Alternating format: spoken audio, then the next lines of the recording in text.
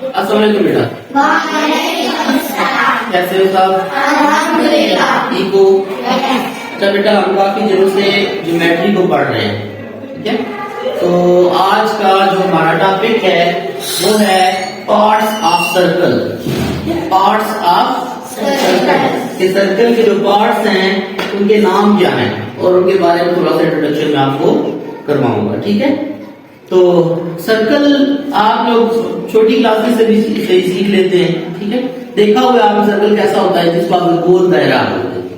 तो उसमें कौन कौन से हिस्से हैं वो हम यहाँ पर पढ़ेंगे। और ये जो सारी चीजें मैंने लिखी हुई हैं ये आपको न सिर्फ इन छोटी क्लासेस में काम आएंगी बल्कि आपका 9-10 का मोस्टली जो ज्योमेट्री है उसमें आपको सर्कल ही मिलेगा, ठीक है? तो इसलिए आज जो टॉपिक मैंने चूज किया है वो सर्कल का चूज किया ताकि आपको ये बड़ी क्लासेस में भी काम आए, ठीक है? तो नाम मैंने लिख लिए हैं, कुछ डायग्राम्स बना लिए हैं ताकि आपको आपका टाइम ज़ाया ना हो। तो सबसे पहले चलते हैं कि पार्ट्स ऑफ सर्कल में सबसे पहला जो नाम लिखा हुआ है वो है सेंटर। तो सेंटर क्या होता है पता है? सेंटर क्या होता है? सेंटर बिल्कुल मरकज में लगा हुआ वो नुक्ता होता है जहां से चारों साइड पर सर्कल का जो डिस्टेंस होता है वो बिल्कुल सेम होता है, ठीक है? उसको आप यहाँ पर आप रखेंगे ना, वो आपको मैंने बताई थी उसकी ज्योमेट्री की जो टूल्स हैं उनको इस्तेमाल करने का तरीका बताया था, ठीक है? तो मैंने आपको बताया था कि आप जो कंपास है उसको कैसे रखते हो, घुमाते हो, सर्कल बनाते हो, ठीक है? उसको फिक्स कर लो। तो सेंटर से इसकी सारी साइड्स पर जो डिस्टेंस होगा वो क्या होगा? वो सेम होगा, ठीक है? उसको हम मरकज बोलेंगे या सेंटर बोलेंगे, ठीक है? तो पहला हमारा क्या हो गया सेंटर। फिर दूसरे नंबर पर लिखा हुआ है डायामीटर। डायामीटर क्या होता है? डायामीटर सेंटर से गुजरने वाली वो लाइन होती है जो इसके सर्कल के दोनों किनारों पर जाकर टच करती है, ठीक है? डायामीटर को मस्ट सेंटर से गुजरना होता है। डायामीटर को मस्ट सेंटर से गुजरना होता है। अगर वो सेंटर से नहीं गुजरती तो फिर उसका नाम नया बन जाएगा और एक और नाम उसको मिल जाएगा, वो हम आगे जाके पढ़ेंगे। तो फिलहाल हम डायामीटर पर है। डायामीटर वो लाइन होगी कि जो सेंटर से गुजरेगी, जो सेंटर से गुजरेगी। अब वो एक लाइन ही होगी, आप कई लाइनें लगा सकते हैं। मैंने एक लगाई हुई है, इसके अलावा आप और भी लगा सकते हैं लाइनें, ठीक है? ये जो सेंटर से लाइन गुजरेगी वो क्या कहलाएगी? डायामीटर कहलाएगी। क्या कहलाएगी? डायामीटर कहलाएगी। नेक्स्ट है जी रेडियस। तो रेडियस की डेफिनेशन में जब हम देखते हैं तो लिखा होता है half of the diameter. Half of the diameter, ठीक है? ये अभी हमने एक लाइन लगाई है डायामीटर की जो कि सेंटर से गुजरी है, ठीक है? जो कि सेंटर से गुजरी है। ये बात याद रखनी है कि रेडियस उसी लाइन का होगा कि जो सेंटर से गुजरी हुई लाइन होगी, ठीक है? सेंटर से नहीं गुजरेगी, यहां से गुजरेगी या ऊपर से गुजरेगी तो उसके आपको आप रेडियस नहीं बोलेंगे। रेडियस उसको बोलेंगे जो सेंटर से गुजरी हुई लाइन का हाफ होगा। तो इसको अगर हम हाफ करते हैं, आपके पास फुल लाइन है ना, तो इसको हाफ करोगे तो यहां से लेकर यहां तक का जो डिस्टेंस होगा उसको हम क्या बोलेंगे? रेडियस बोलेंगे, ठीक है? रेडियस क्या होगा? हाफ ऑफ द डायामीटर, ठीक है? अगर डायामीटर आपका 4 सेंटीमीटर का है, ठीक है, तो इसका हाफ करेंगे तो 2 सेंटीमीटर आ जाएगा। ये क्या हो जाएगा? रेडियस हो जाएगा। क्लियर होगी बात? नेक्स्ट क्या है बेटा जी? सर्कमफेरेंस। सर्कमफेरेंस क्या होता है? सर्कमफेरेंस जो सर्कल की पूरी आउटर बाउंड्री है उसको हम सर्कमफेरेंस बोलते हैं। क्या बोलते हैं? सर्कमफेरेंस। कि मतलब आप किसी एक पॉइंट को एडजस्ट कर लें। फॉर एग्जाम्पल मैंने इस पॉइंट को एडजस्ट कर लिया, ठीक है? और यहां से ये जो स्टार्ट होती है इसकी बाउंड्री, ये सारी बाउंड्री जो होगी ये क्या होगी? यहां पर आकर एंड होगी। इसको हम बोलेंगे सर्कमफेरेंस। क्या बोलेंगे? सर्कमफेरेंस। एक सिरे से स्टार्ट करेंगे आप, ठीक है? और पूरी बाउंड्री आप उसको काउंट करते हैं, यहां पर आकर एंड करेंगे तो इसको आप सर्कमफेरेंस बोलते हैं। तो सर्कमफेरेंस क्या है? Outer boundary of the circle. Circumference क्या है? Outer boundary of the circle, ठीक है जी? नेक्स्ट आ गया बेटा जी कॉर्ड। अब ये वो चीज है जो मैंने आपको बताया था बाद में पढ़ेंगे। डायामीटर के लिए आपने क्या पढ़ा था कि वो लाइन जो सेंटर से गुजरे, यही पढ़ा था ना?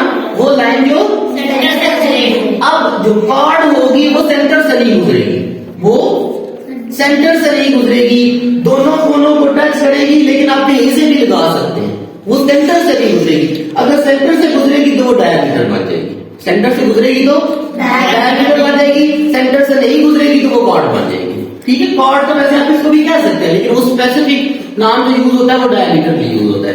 तो अभी ये मैंने लाइन कहां से गुजारी, सेंटर से तो नहीं गुजारी ना, बाहर ऊपर गुजारी है। ठीक है, इसी तरह हर वो लाइन जो कि सेंटर से नहीं गुजरेगी वो क्या कहलाएगी, कॉर्ड कहलाएगी। वो क्या कहलाएगी, कॉर्ड कहलाएगी। क्लियर होगी बात।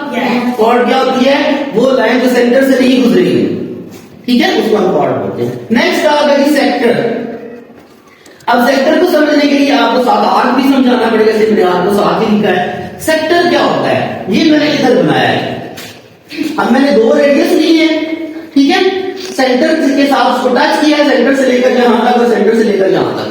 ठीक है, अब ये वाला जो एरिया होगा, ये वाला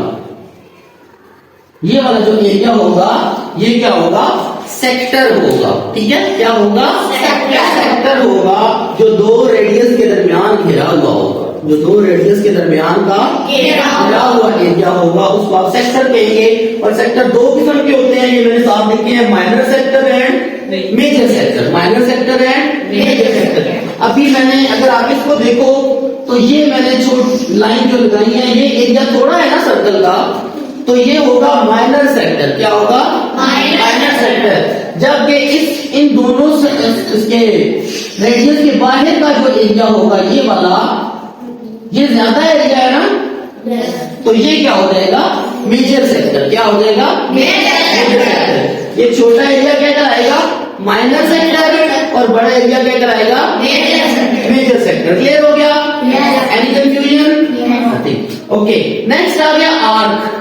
अब आर्क क्या होता है, अगर मैं इसको दोबारा बना लेता हूं, यहां पर ये हमने बनाया था सर्कल और ये उसका हमने सेंटर खींचा था।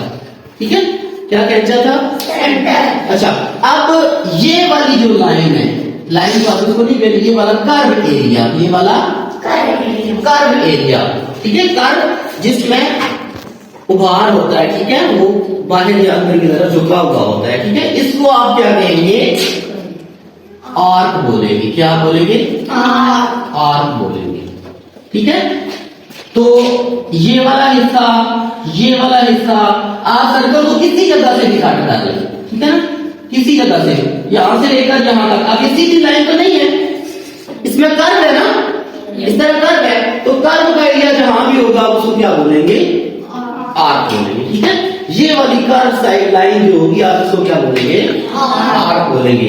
लास्ट हमारे पास रह गया जी सेगमेंट। क्या रह गया, सेगमेंट। तो अगर आप इस सर्कल को देखें, जिसमें मैंने सेगमेंट्स बनाए हुए हैं, सेक्टर में और सेगमेंट में क्या फर्क होगा, सेक्टर में ये होगा कि जो होंगे आपके रेडियस में ये है, वो आपने सेंटर के साथ भी टच करवाए हैं। यहां पर आप उसके दो लाइंस खींच लो, जो आपके दो किनारों को क्या कर ले, टच करें। ये लाइन मैंने खींची है। अब ये जो सर्कल है, ये दो हिस्सों में बट गया है, दो हिस्सों में बट गया ना, एक ये हिस्सा है, एक ये हिस्सा है। ये हिस्सा क्या कहलाएगा, सेगमेंट कहलाएगा। जो इसके जो हिस्से बन चुके हैं वो क्या कहलाएंगे, सेगमेंट। जो छोटा हिस्सा होगा आप उसको क्या बोलेंगे, माइनर। आप उसको क्या बोलेंगे, माइनर सेगमेंट। और जो बड़ा हिस्सा होगा आप उसको क्या बोलेंगे, मेजर सेगमेंट। ये दोनों चीजें मैंने यहां पर कह दी है।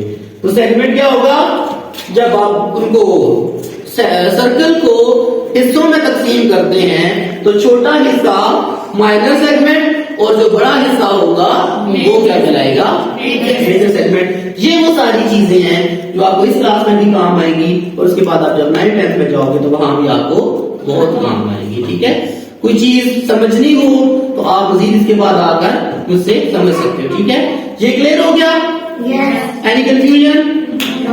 ओके, थैंक यू बेटा।